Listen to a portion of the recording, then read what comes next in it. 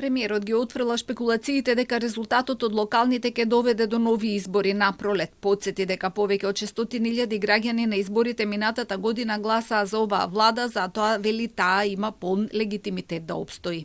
Јас разбирам дека има политички партии кои, освен поделби и би рекол националистички испади, немаат друга програма, па за да ги мобилизираат своите структури и гласачи, единствената работа која што можат овој момент да ја зборуваат е да повторуваат предвремени избори.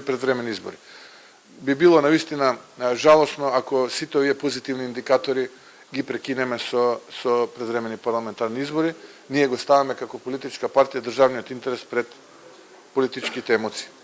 И неговите коалициони партнери одвреди се со истиот став, коментирајќи претходни слични изјави, вице-премиерот и кандидат за градоначалник на Чаир Изет Меджити деновиве ја отфрли таквата можност, велејќи дека нивните политички противници сакаат на тој начин да го мотивираат електоратот да гласа за нив, но владата има задачи и програма пред себе и нема потреба да се прават дополнителни трошоци.